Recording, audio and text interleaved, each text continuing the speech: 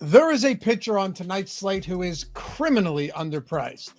Actually, can you say criminally if it's underpriced? It would be a crime not to play this pitcher at his price point.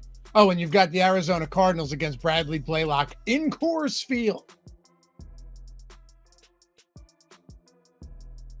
Hey, you're watching The Perfect Lineup, where Josh Engleman and myself, Dave Loughran, look to build a beauty, take down a tournament, 2 pitchers, 1 stack, let the single lineup sims do the rest of the work. And regardless of how this lineup performs tonight, you can always grab a free week of the MLB Sims.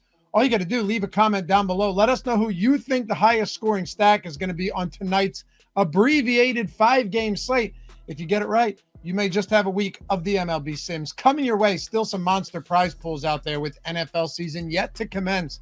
And as always, hit that thumbs up, subscribe to the channel. If you find this helpful, entertaining, whatever it may be along the way, even if Josh forgets to upload the second half of the video like he did yesterday, we appreciate your support. Let's get into the plays. All right, let's kick it off at SP1. SP1 and SP2 are pretty much the same thing today, given the price points, but I kind of want to ride the Edward Cabrera wave right now. And, you know, some of you may be scratching your heads here, and, you know, you have the autonomy to make your own decisions, but this guy's been electric since the start of July. 286 FIP, 27% K rate, almost a 15% swinging strike rate. And honestly, Cabrera has nasty stuff. We're just finally, and we've always known that, but we're finally seeing him, and we see this evolutionary process take longer with some pitchers than others. We're finally seeing him place the pieces together. The Guardians are no juggernaut on offense either. Like, despite the winning record, which they do have, I think they're 62-57, they've scored more runs this year than 4 teams. You know who those teams are? I'll tell you. The White Sox, the Pirates, the Rockies, and the Royals. Not exactly a team offensively that is all that scary, and actually a higher K rate than we've seen in previous years. Now, obviously, you're going to see a lot of ownership go to guys like Tarek Skubal. He's almost $12,000. Granted, nice matchup against Minnesota. I think Tanner Bybee on the other side of this matchup is going to get some ownership too. But it does feel like Cabrera is being largely ignored, and I'm not sure I fully understand it. I get it. There's some good pitchers, some decent spots, but the only pitchers getting less ownership than Cabrera, who in the top pitchers tool right now is showing at 12%, are Brad Lord against the Phillies, Eduardo Rodriguez in Coors against the Rockies, Bryce Elder and Bradley Blaylock against the Arizona Cardinals in Diamondbacks in Coors. So yeah, you know what? I will take my chances here. This guy's been very good recently, and not just a small sample. And for those of you betting enthusiasts out there, I actually like over 5.5 Ks. I bet it. Plus 125 on Caesars, getting plus money, or plus 120 on DraftKings if you're not on Caesars yet. Yesterday, I gave you guys the Tampa Bay Rays, and 11 of you were smart enough to agree with me and take the #1 stack on the main slate. And now you 11 people will have a chance to win a week of MLB DFS Sims. The wheel is spinning, and the person that is winning that week for today, friend of the program, Choke Hold'em 493. Congratulations, you just picked up a week of MLB DFS Sims. Take a screenshot of this video right here. Email support@stokastic.com. All right, so on to our SP2. I just don't think there's any way that we can say Jesus Luzardo isn't underpriced in this matchup against the Nats tonight.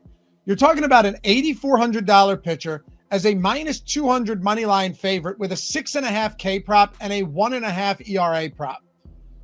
The Nats have a 26% strikeout rate on their active roster against lefties. It's the second highest in baseball, behind only the Angels. An 82 WRC plus, 287 WOBA. Just bad stuff across the board. And there's no denying that Luzardo has been one of the more frustrating pitchers throughout the summer, but most of that is because he's had a couple of kind of, you know, brutal outings, and that overshadows the overall work that he's put forward, you know, all season long. And of course, he was tipping his pitches earlier in the year, which led to a couple terrible performances as well. But let's put it in perspective. Over the last 2 calendar months, he has a 319 FIP, a 27% K rate, and a 13% swinging strike rate while getting barreled only 6.8% of the time. Those are quality numbers. So I'm always going to lean on that over a handful of bad outings along the way, but it actually gets wilder. And here's the funny part. Luzardo, among all qualified pitchers across the entire season, has the 9th lowest FIP and the 2nd highest BABIP in the league. You do the math. Also 13th lowest strand rate as well. Think of it this way. If DFS had, if the salaries in DFS were fluid and they could change throughout the day by the time the salaries were released to the time the game's locked, just as betting odds do, right?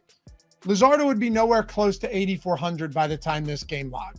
His performance tonight is irrelevant. What we care about is the price point, given that the matchup and his overall body of work has been way better than this salary would suggest. Well, I gave you guys the goods yesterday. The Tampa Bay Rays were the highest scoring stack on Wednesday's slate, and now we're here to do it again. I'm feeling great. We're building on good momentum. The Yankee stacks were solid too. It's been a hell of a week for the perfect lineup, and now we are back to take my second least favorite team in baseball, the Philadelphia Phillies. Now, I hate them about as equally as I hate the Yankees, but I will let my hatred leave my body in the interest of bringing money into my bank account.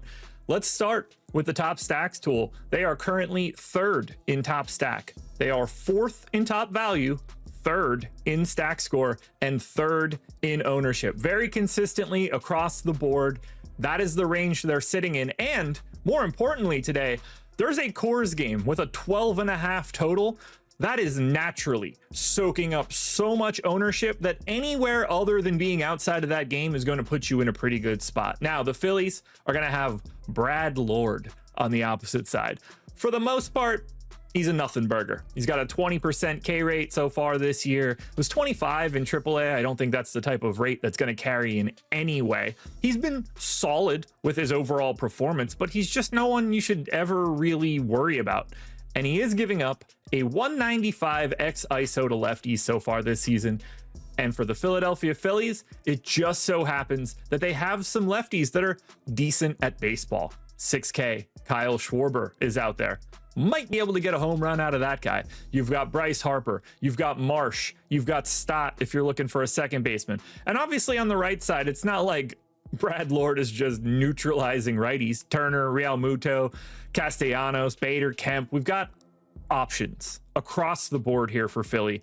And because of Laffy's pitchers, we're not really spending a ton at the top. So we have a lot to be able to get to those Schwarbers and Harpers. Now, from a matchup perspective for this Phillies active roster, they are 11th in WRC plus against righties. They are 13th in ISO.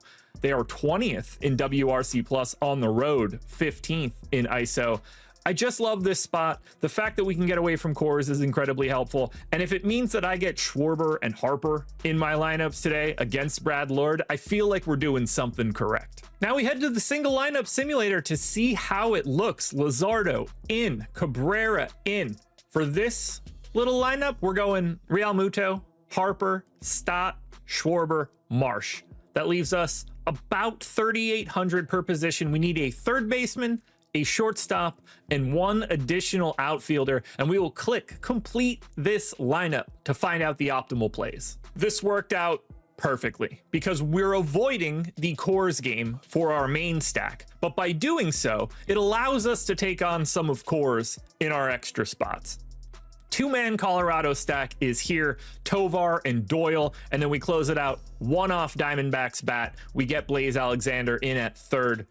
Sets up perfectly, $100 left on the table, but is the lineup any good? We'll click run lineup simulation to find out. Not too shabby for a 5-game slate, 34% sim ROI, 0.2% chance to win, 1.8% of a top 10% lineup, and a 28% cash rate, and plenty of things to move around on the Philly side if you want to, with an easy way to fill out the rest of your lineup using some of that crazy Coors game.